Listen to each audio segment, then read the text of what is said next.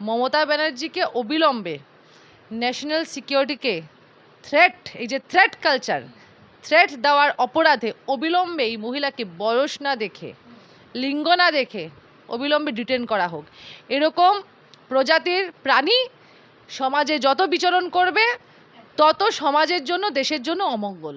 ভালো তৃণমূল বলে কিছু থাকতে পারে না।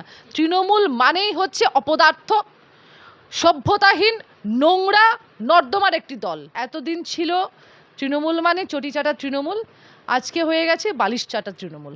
চটি চাটা, বালিশ চাটা, মালিশ চাটা তৃণমূল আগে ঠিক করুক। বর্তমান দুনিয়ায়, বর্তমান সময়ে কে কোন তৃণমূলটা করছেন? মমতা ব্যানার্জি কোন তৃণমূলটা করছেন? ববি হাকিম কোন তৃণমূলটা করছেন? কুণাল ঘোষ কোন তৃণমূলটা করছে? ভাইপো কোন তৃণমূলটা করছে? বাদ বাকি যে ল্যাম্পপোস্টগুলো আছে ওরাও কোন তৃণমূল করছে? বিজেপি বা পশ্চিমবঙ্গের মানুষ তো আর ওনাকে কচুবনে পাঠাননি জামাই আদর দিয়ে, তৃণমূলই পাঠিয়েছিলেন। এবার উনি কত বড় নির্লজ্জ হতে পারলে সেই তৃণমূলেই গেছে। মমতা ব্যানার্জি বুঝতে পারেননি হেরে যাওয়ার পর উনারই দলের ঋতব্রত বন্দ্যোপাধ্যায় ওনার কপালে বল লাগিয়ে চলে যাবেন।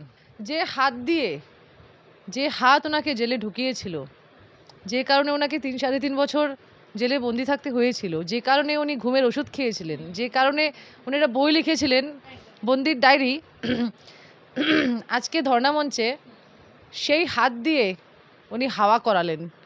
ঠিক আছে, মমতা ব্যানার্জি বাধ্য হলেন। কুণাল ঘোষবাবুর সাকসেসটা এখানেই। যুবরাজ সোনাবাবুকে বাড়িতে থাকতে দিন, বাড়িতে থেকে একটু সেরেলাক খেতে দিন, একটু ন্যান খেতে দিন। যদি কিনতে না পারে, এখন তো বলছে ওদের কাছে নাকি কোনো সম্পত্তি নেই, টাকা পয়সা নেই, কিছুই নেই, যদি কিনতে না পারে তাহলে লাভলি মৈত্রীকে বলবো এক পেটি সেরেলাক পাঠিয়ে দেওয়ার জন্য। অভিনয়টা যে করতে গিয়েছিল অভিনয়টা সফল হয়নি, পিসির থেকে অভিনয় শেখা উচিত। পাশে পেয়ে গিয়েছি সন্দীপাদিকে। দিদি অনেক অনেক স্বাগত আপনাকে। দিদি, যদি একজন বিজেপি নেত্রীর প্রেক্ষিত থেকে আপনি দেখেন, তাহলে যে দলটি এতদিন ধরে রাজ্য শাসন করে এসেছে সেই দলের এই রকম ঘটনা কিভাবে প্রকাশ করতে চাইবেন? এই গোটা বিষয়টি সম্পর্কে আপনার অভিমত।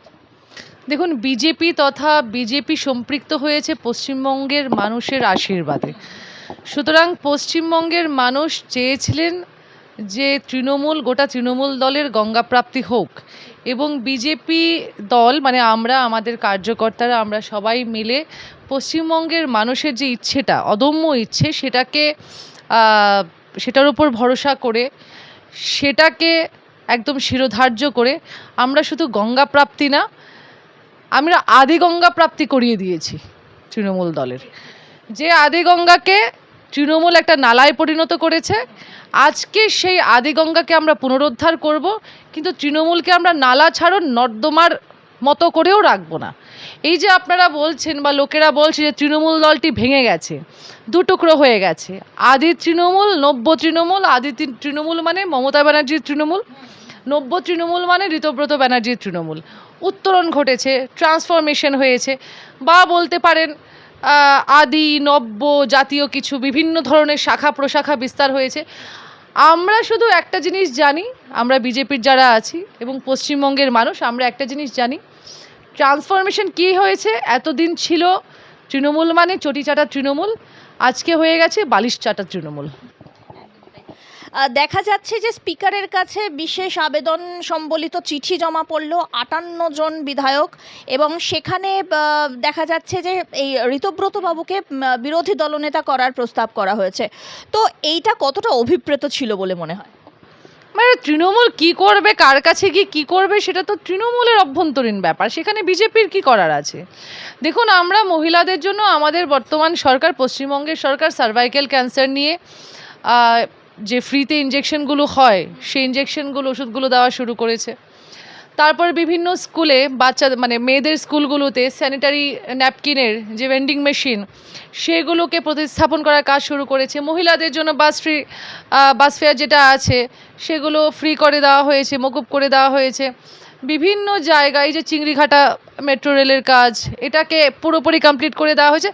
আমরা সদর্থক চিন্তা ভাবনা করব, আমরা কনস্ট্রাকটিভ চিন্তা ভাবনা করব, কনস্ট্রাকটিভ কথাবার্তা বলবো, কনস্ট্রাকটিভ সরকার আমরা চালাবো বা পশ্চিমবঙ্গের মানুষ সেভাবে দেখতে চায় বিজেপির সরকারকে। আমরা তৃণমূলের মতো একটি, দেখুন তৃণমূল এখন বলা হচ্ছে দুভাগে বিভক্ত, আমরা মনে করি না, অনেক ভাগে ভাগে বিভক্ত। যেরকমভাবে আমি একটা উদাহরণ দিই আপনাদের, যে আমেরিকাতে একটা শপিং মল আছে $1 শপিং মল, মানে $1 আপনি নিত্য প্রয়োজনীয় জিনিস বা বাঞ্ছনীয় জিনিস যা যা আপনার প্রয়োজন $1 সব পেয়ে যাবেন। ওই রকমভাবে তৃণমূল হচ্ছে পশ্চিমবাংলার বুকে $1 শপিং মলের মতো। যত ধরনের ক্রিমিনাল, যত ধরনের অপরাধী, যত ধরনের কুখ্যাত অখ্যাত মানুষ অমানুষ, প্রত্যেকটা তৃণমূলের ওই কালীঘাটের টালির চালার নিচে পেয়ে যাবেন। তার কিছু অংশ কালীঘাটের টালির চালা, কিছু অংশ ক্যামাক স্ট্রিট। এইবার দেখা যাচ্ছে যে আবার আরেকটা হয়েছে বালিশচাটা তৃণমূল। তৃণমূল আগে ঠিক করুক যে তৃণমূল অ্যাকচুয়ালি কোন তৃণমূল। চটিচাটা তৃণমূল, ভাইপো তৃণমূল, বালিশচাটা তৃণমূল, জেলে ভরো তৃণমূল, কোমরে দড়ি বাঁধা তৃণমূল, বেলে থাকা তৃণমূল, না জেলের ভয়ে পালিয়ে যাওয়া তৃণমূল। না, আবার অ্যাড করছি, সুরেন্দ্রনাথ কলেজে যে লেভেলের কুশিক্ষা দেখলাম সুরেন্দ্রনাথ কলেজ, এরকম একটি কলেজ, যে কলেজ আগে নাম ছিল রিপন কলেজ, যেই কলেজে স্বামী বিবেকানন্দের পদধূলি পড়েছে, সেই কলেজে ওয়ো টাইপের এরকম মাসাজ পার্লার টাইপের কিছু একটা বানিয়ে কারি কারি টাকা ধরা টাকা পাওয়া গেছে। এবার তৃণমূল, আরেকটা তৃণমূল অ্যাড হয়েছে, মালিশ তৃণমূল। সুতরাং চটিচাটা, বালিশচাটা, মালিশচাটা তৃণমূল আগে ঠিক করুক বর্তমান দুনিয়ায়, বর্তমান সময়ে কে কোন তৃণমূলটা করছেন। মমতা ব্যানার্জি কোন তৃণমূলটা করছেন, ববি হাকিম কোন তৃণমূলটা করছেন, কুণাল ঘোষ কোন তৃণমূলটা করছে, ভাইপো কোন তৃণমূলটা করছে, বাদ বাকি যে ল্যাম্পপোস্টগুলো আছে ওরাও কোন তৃণমূল করছে। ওইগুলো আগে তৃণমূল নিজেদের মধ্যে ঠিক করুক। আমরা না হয় এই মুহূর্তে পশ্চিমবঙ্গের মানুষের সেবায় আমরা নিমজ্জিত হই। দিদি, আবারও দেখা যাচ্ছে একটি বিষয়, সেটি হচ্ছে মানে আমার যতদূর স্মৃতি পড়ে, আমার অত্যন্ত ক্ষুদ্র অভিজ্ঞতা, এইরকম কোনো টার্ম তো আমি আজ পর্যন্ত শুনিনি, সেটা হচ্ছে উপবিরোধী দলনেতা। এবারে এই যে এই নতুন তৃণমূল যে হঠাৎ করে মাথাচাড়া দিয়ে উঠলো, তার 3জন উপবিরোধী দলনেতা হয়েছেন, এবং সেখানে বাংলার রাজনৈতিক ইতিহাসে এই রকম ঘটনা বোধহয় এর আগে কোনোদিনও ঘটেনি। এই উপবিরোধী দলনেতাদের নিয়ে আপনার কি মত? দেখুন, তৃণমূল একটি শিল্পীকেন্দ্রিক দল। এই দলের মুখ্য শিল্পী হচ্ছেন মমতা ব্যানার্জি, উপশিল্পী হচ্ছে ভাইপো অভিষেক ব্যানার্জি, তোলাবাজ ভাইপো অভিষেক ব্যানার্জি। একটি শৈল্পিক দলের মধ্যে আপনি উপ কেন? আপনি কালকের দিনে মাপো, কি বলেন আপনি, উপ কি, হ্যাঁ, মাপো বিরোধী দলনেতা দেখতে পারবেন, তারপরে ছাপো বিরোধী দলনেতা দেখতে পারবেন, তারপরে আরও অনেক ধরনের পো লাগানো বিরোধী দলনেতা দেখতে পারবেন। তো সুতরাং আবারও বলছি, এটা আমাদেরকে জিজ্ঞেস করছেন, এটা আমাদের লজ্জা যে আমরা বলতে পারছি না যে তৃণমূলে আরও কতগুলো পো লাগানো মানে বিরোধী দলনেতা পাওয়া যাবে। বেটার তৃণমূলকে গিয়ে জিজ্ঞেস করুন আরও কতগুলো পো লাগানো বিরোধী দলনেতা বাংলার মানুষ দেখবে তৃণমূলের তরফ থেকে। এদিকে আবার দেখা গেল যে জয়প্রকাশ মজুমদার, তিনি আটক হয়েছেন কিছুদিন আগেই। অত্যন্ত মানে তিনি লাইমলাইটে এসেছিলেন, অবশ্য তার স্ত্রী লাইমলাইটে এসেছিলেন এই কারণেই যে তিনি প্রহৃত হয়েছিলেন। স্বয়ং জয়প্রকাশ মজুমদারকে আটক করা হলো এবং তার বিরুদ্ধে অত্যন্ত গুরুত্বপূর্ণ কিছু অ্যালিগেশনস লাগানো হয়েছে। তার মধ্যে যেটি প্রধান, সেটি হচ্ছে জোর করে বাড়ি দখল করে নেওয়া। তো এই বিষয়ে কি বলতে চান? দেখুন, বিজেপি বা পশ্চিমবঙ্গের মানুষ তো আর ওনাকে কচুবনে পাঠাননি জামাই আদর দিয়ে, তৃণমূলই পাঠিয়েছিলেন। এবার উনি কত বড় নির্লজ্জ হতে পারলে সেই তৃণমূলেই গেছে। এই বাড়ি দখলের কারবার ওনার বহুদিন ধরে শুনে আসছিলাম আমরা, এবং যে বৃদ্ধা আমরা দেখেছি শটান করে কানের গোড়ায় দুঘা লাগাতে জয়প্রকাশ মজুমদারের ওয়াইফকে, একজন বৃদ্ধা যতক্ষণ না তার দেওয়ালে পিঠ থেকে যাচ্ছে, কোনো মানুষ নিজের হাতে এইভাবে আইন তুলে নিতে পারেন না। সুতরাং এটাও বুঝতে হবে যে ওই বৃদ্ধার যে কষ্ট, যে যন্ত্রণা, সেটার অভিব্যক্তি আমরা দেখেছি, সেটার অভিব্যক্তি প্রকাশ পেয়েছে এতগুলো বছরের। আমার ঘরে আমি থাকতে পারবো না, আমাকে বার করে দেওয়া হবে, আমি তো বেআইনিভাবে থাকছি না, আমার ঘর জবরদখল করা হবে, আমি তো কুর্নিশ জানাই ওই কাকিমা বা মাসিমাকে যে এই একটা চরের মধ্যে দিয়েই ছেড়ে দিয়েছে। যদি অন্যান্যরা থাকতো বা আমাদের মতন যদি ঘাটতেরা কয়েকটা থাকতো, তাহলে হয়তো দুয়ারে শ্রীলঙ্কা হয়ে যেত। এবার একটু মমতা বন্দ্যোপাধ্যায়ের প্রসঙ্গে একটু জিজ্ঞাসা করার পালা দিদি, তার কারণ এতদিন যতদিন বিজেপি বিরোধী দল হিসাবে আর কি প্রতিস্থাপিত ছিল, মমতা বন্দ্যোপাধ্যায় এবং তার দল অর্থাৎ তৃণমূল নানা রকমভাবে ভয় দেখিয়ে হোক, বিভিন্ন রকম সাম দাম দ্বন্দ্বভেদ নানা রকম মানে ভাবে হোক আর কি বিজেপিকে কোণঠাসা করার চেষ্টা করেছে, এরকম অভিযোগ ঝুড়ি ঝুড়ি হয়েছে।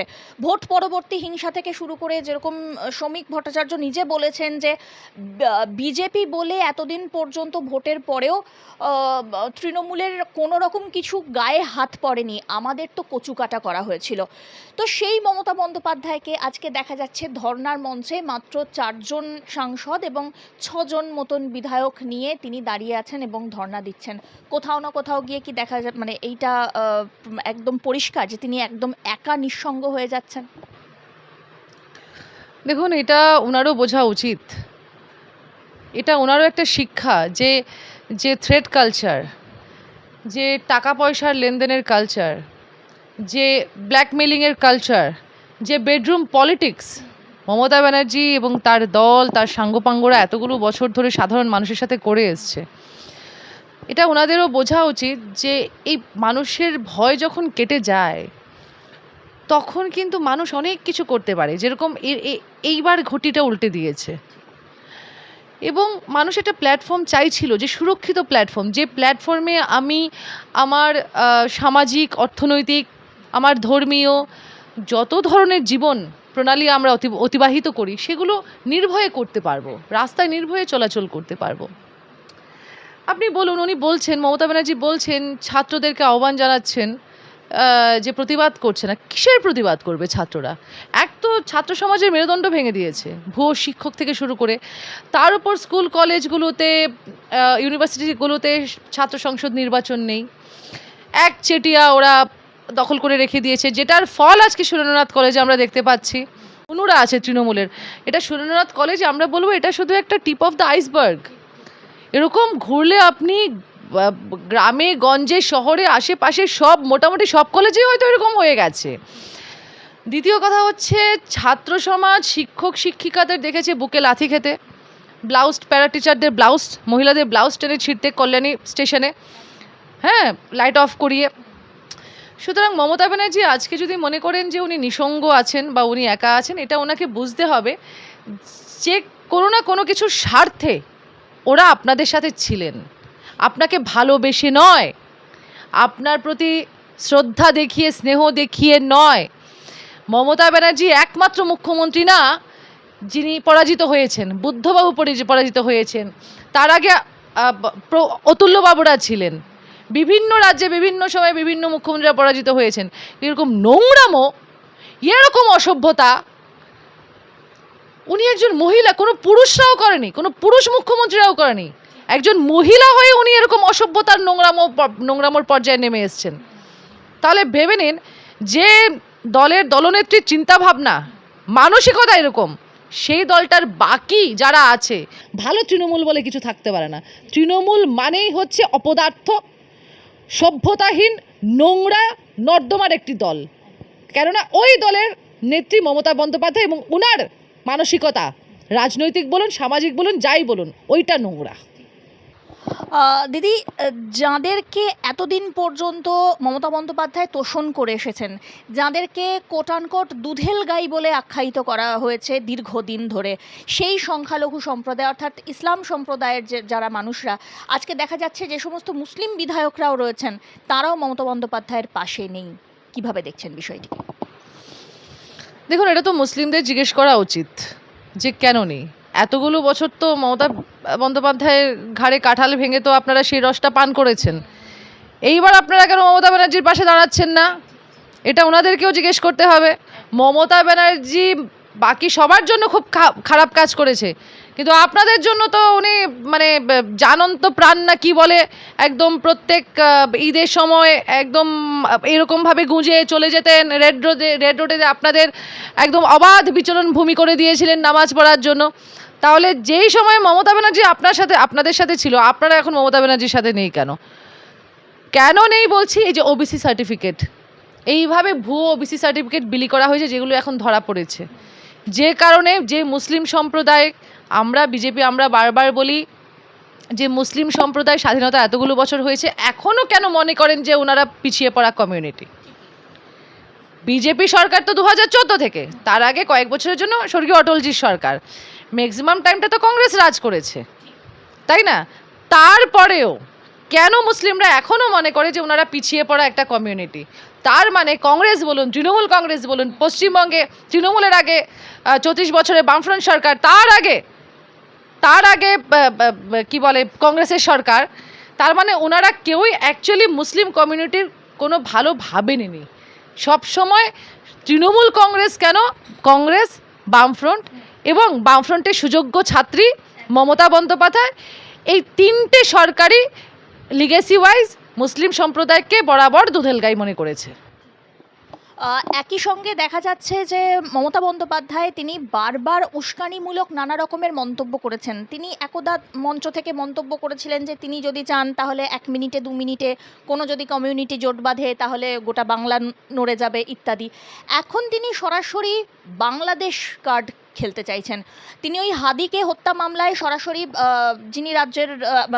যিনি দেশের স্বরাষ্ট্রমন্ত্রী অর্থাৎ অমিত শাহ, তার নাম না করে বলেছেন আমি জানি এ কাজ কে করিয়েছে এবং আমি যদি মুখ খুলি তাহলে গোটা বাংলাদেশ নড়ে যাবে। এটিকে কি দেশ বিরোধী বলে আখ্যায়িত করতে চান? নাড়িয়ে দিক বাংলাদেশকে, উনি চলে যান বাংলাদেশে। কে থাকতে বলেছে পশ্চিমবঙ্গে? কে থাকতে বলেছে ভারতে? যদি ওনার বাংলাদেশকে নাড়াতে হয়, বাংলাদেশে গিয়ে বসবাস করে নাড়াক, তাই না? অমিত শাহজি কি করেছেন কি না করেছেন, যা করা হয় ভারতের সরকার, কেন্দ্রীয় সরকার, ভারতের অঙ্গরাজ্যগুলোর যারা গভর্নেন্স সিস্টেমে আছেন তাদেরকে সবসময় বিজেপি সরকার বলে না, যে কোনো দলের সরকার থাকুক, সেখানে প্রশাসনকে কনফিডেন্সে নিয়ে করে। আজকে মমতা ব্যানার্জি কি হয়েছে না কি হয়েছে সে ভেতরের খবর দিয়ে শুধুমাত্র ওনার সত্তা চলে গেছে, শুধুমাত্র উনি মুখ্যমন্ত্রিত্ব হারিয়েছেন সেই জন্য এরকম কথা বলছে, এরকম বিষ উগলে দিচ্ছে। মানে ভেবে নিন, মমতা ব্যানার্জি উনি যদি এবার না সরতেন 2026-এ, তাহলে আরও কত কি ভয়ঙ্কর কিছু এই মহিলা করতে পারেন। সেটাই বলছি যে মমতা ব্যানার্জিকে অবিলম্বে ন্যাশনাল সিকিউরিটিকে এই যে থ্রেট কালচার, থ্রেট দেওয়ার অপরাধে অবিলম্বে এই মহিলাকে বয়স না দেখে, লিঙ্গ না দেখে অবিলম্বে ডিটেন করা হোক। এরকম প্রজাতির প্রাণী সমাজে যত বিচরণ করবে তত সমাজের জন্য, দেশের জন্য অমঙ্গল। এছাড়াও তিনি সরাসরি অভিযোগ করে বলেছেন, এর আগেও অবশ্য অভিযোগ করেছেন, যখন ভোট গণনা চলছিল রাত্রিবেলায় তিনি প্রেস কনফারেন্স করেন, সেখানে তিনি বলেন তাকে নাকি লাথি মারা হয়েছে, ঘাট ধাক্কা দেওয়া হয়েছে ইত্যাদি। আবার দেখা যাচ্ছে তিনি যেখানে ধর্নায় বসেছেন সেখানেও তিনি সরাসরি অভিযোগ করছেন। কি বলছেন আমি একটুখানি পড়ে শোনানোর চেষ্টা করব। আমাকে মারা হয়েছে, ভোট লুট করা হয়েছে। পুলিশের উদ্দেশ্যেও তিনি একটি বার্তা দিয়েছেন। তিনি বলছেন যারা আসছেন তাদের ঢুকতে দিন, না হলে লালবাজার ঘেরাও হবে, নবান্ন ঘেরাও হবে এবং বিভিন্ন থানা ঘেরাও হবে আগামী দিনে। কে করবে ঘেরাও? মমতা মানে চটিচাটা তৃণমূল করবে না বালিশচাটা তৃণমূল করবে? আরে নিজেদের পদ আগে সামলাক। হ্যাঁ, তিনি আজকের দিনে চেয়ারপারসন আছেন, হ্যাঁ, সর্বভারতীয় না, জালি একটা দল সর্বভারতীয় নাম নিয়ে ঘুরে বেড়াচ্ছে, সম্পাদক সহসম্পাদক কেউ আছে? আগে মমতা ব্যানার্জি বা তৃণমূল দলটাকে ক্লিয়ার করুক যে বর্তমানে কারা কোন পজিশনে আছেন, কারা কোন লবিতে আছেন, কারা কোন তৃণমূল দলে আছেন, প্রথম কথা। দ্বিতীয় কথা হচ্ছে মমতা ব্যানার্জির থেকে সার্টিফিকেট নিতে হবে না বা তৃণমূলের থেকে সার্টিফিকেট নিতে হবে না যে বিজেপি কিভাবে জিতে এসছে। মমতা ব্যানার্জি এবং তৃণমূল দল এবং তার চটিচাটা বা তোলাবাজ ভাইপো, একটা ফেরেববাজ 1 নম্বরের, গোটা পশ্চিমবঙ্গের যতগুলো মানুষ আছে, 10-11 কোটি মানুষ মনে করেছিল যে গত 15 বছর ধরে ওই তাদের কপালে এখানে বিশ্ব বাংলার ব লেখা আছে।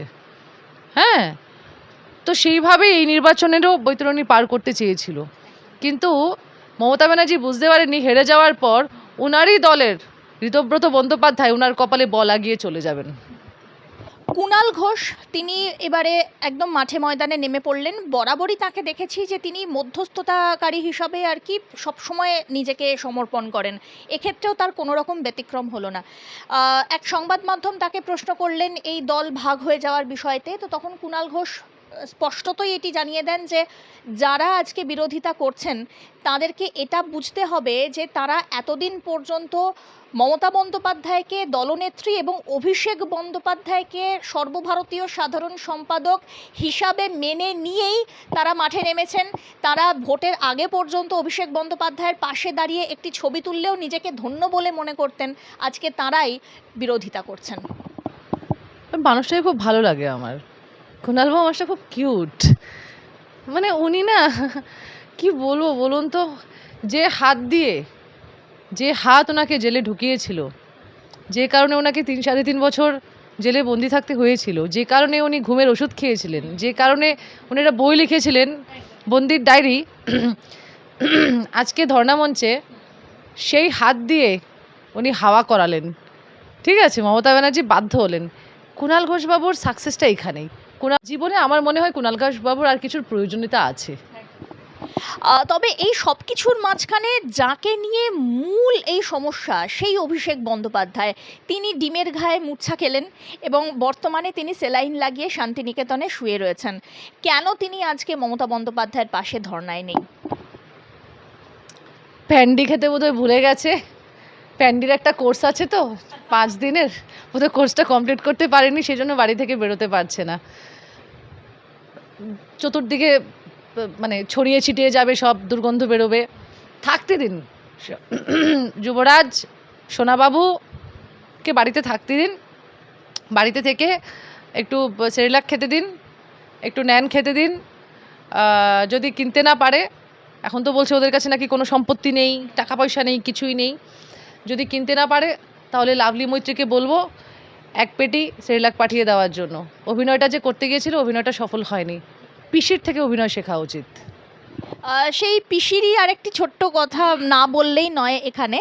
তিনি এই যে দল ভেঙে যাওয়ার ঘটনাকে মানে পরোক্ষভাবে বিজেপির ওপরেই দোষ চাপাচ্ছেন। তিনি বলছেন যে বর্তমানে পুলিশ গিয়ে বিভিন্ন বিধায়কদের রীতিমতো তারা থ্রেট করছে, বাড়ি থেকে বেরোতে দেওয়া হচ্ছে না বিধায়কদের জোর করে তৃণমূল না করার জন্য ভয় দেখানো হচ্ছে। মমতা ব্যানার্জির ভাই বলছে যে মমতা ব্যানার্জিকে সাপোর্ট দেয় না। আচ্ছা, অভিষেক ব্যানার্জি কি বলছে যে বিজেপির লোকেরা করেছে। এবার তাহলে কি লাভলি মৈত্র বিজেপি হয়ে গেল? মানে বলতে পারছি না, মানে ওনারা বললাম না, ওনারা কনফিউজড, তৃণমূল কনফিউজড আছে। বলবো যে তৃণমূলের কয়েকটা মাথাকে এবং সর্বোপরি মাথা, এই কয়েকজনকে না একটু রাঁচি ঘুরিয়ে নিয়ে আসা হোক, কয়েকজনকে রাঁচি ঘুরিয়ে নিয়ে আসা হোক, কয়েকজনকে আলিপুর জু ঘুরিয়ে নিয়ে আসা হোক, কয়েকজনকে কাজিরাঙ্গা ঘুরিয়ে নিয়ে আসা হোক, কয়েকজনকে গরুমারা ঘুরিয়ে নিয়ে আসা হোক, তাহলে দেখবেন সব একদম ঠিক জায়গায় চলে এসছে। মন, মানসিকতা, মস্তিষ্ক সব একই পয়েন্টে দাঁড়িয়ে গেছে। দিদি, শেষ প্রশ্ন আজকে দেখা গেল যে মুখ্যমন্ত্রী শুভেন্দু অধিকারী আজকে তিনি সাংবাদিক সম্মেলন করলেন এবং আগামী ভিশন কি সেই সম্পর্কে তিনি খুব সুন্দরভাবে ব্যাখ্যা করলেন এবং একই সঙ্গে তিনি ঘোষণা করলেন যে অন্নপূর্ণার ভাণ্ডার সেটি ঢুকতে শুরু করে দেবে এবং একই সঙ্গে কিছুদিন আগে আমরা অগ্নিমিত্রা দেবীকেও দেখেছি যে তিনি বাসে উঠেছেন এবং ফ্রি বাস সার্ভিস মহিলাদের ক্ষেত্রে। তো এই যে বাংলায় ডাবল ইঞ্জিন সরকারের যে গতি, সেটা কি ডাবল বেগে শুরু হয়ে গেল, কি বলতে চান? ট্রিপল বেগে শুরু হয়ে গেছে। বাংলায় ডবল ইঞ্জিন না, বাংলায় ট্রিপল ইঞ্জিনের সরকার। কেন্দ্রীয় সরকার, বর্তমান রাজ্য সরকার, তার সাথে সাথে মানুষ, জনসাধারণ, ট্রিপল ইঞ্জিনের সরকার চলছে বাংলায় এই মুহূর্তে। আপনি ভাবুন, যে মহিলা বলেন যে আমি তো মা মাটি মানুষের নেত্রী, আমি তো মা বোনেদের নেত্রী, ওনাকে তো কখনো এরকমভাবে সরকার চলাকালীন হুটহাট করে বাসে উঠে গিয়ে তো মানুষের সাথে এই যে সংযোগ স্থাপন, এটা করতে দেখা যায়নি। অগ্নিদি, আমাদের সবার প্রিয় অগ্নিমিত্রা দেবী, তিনি তোয়াক্কাই করলেন না যে তিনি আজ মন্ত্রী হয়েছেন না নেত্রী না কি, তোয়াক্কাই করলেন না। কেননা মমতা ব্যানার্জি একটা রাজপ্রাসাদের মধ্যে, একটা বৈভবের মধ্যে নিজেকে, সেই খোলসে নিজেকে ঢুকিয়ে নিয়েছিলেন এতগুলো বছর ধরে। অগ্নিদ্বীপে আমাদের যতজন বিধায়ক হয়েছেন, এবার যতজন মন্ত্রী হয়েছেন, অর্জুন সিংদা বলুন, বাকিরা বলুন, যতজন হয়েছেন সবাই কিন্তু রাস্তাঘাটে বাজারে হাটে মানুষের সাথে সংযোগ স্থাপন করেই হয়েছেন। সজলদা, দেবুদা, আমাদের এখানকার পীযূষ কানরিয়াদা, যারা যারা হয়েছেন। সুতরাং এই যে সংযোগ স্থাপন মানুষের সাথে, এইটার ফলেই কিন্তু আজকে এই যে বদলটা হয়েছে, বদলটা দেখতে পাচ্ছি। এবং আমাদের যারা বিধায়করা বিধায়িকারা আছেন, নেতা নেত্রীরা আছেন, যারা মন্ত্রীরা আছেন, তারা কিন্তু ভয় পাচ্ছেন না মানুষের মধ্যে যেতে। পারসিভ প্যারানয়া কাজ করছে না। যে কাজটা হাইকোর্টের অবজারভেশনে অভিষেক ব্যানার্জির মধ্যে পারসিভ প্যারানয়া কাজ করে, এবং হয়তোবা এটা মমতা ব্যানার্জির মধ্যেও কাজ করে যে ওনাকে কেউ জানে মেরে ফেলবে, প্রাণে মেরে ফেলবে। তার মানে কি তুমি জীবনে এত পাপ করেছো যে সেই পাপের জন্য, ভয়ের জন্য তুমি মানুষের মধ্যে যেতে পারছো না উইদাউট সিকিউরিটি। আমাদের নেতামন্ত্রীরা চলে যাচ্ছেন। Party with difference and a different kind of government, আর different kind of governance, good governance, রামরাজ্য, সুশাসন, এটাকেই বলে।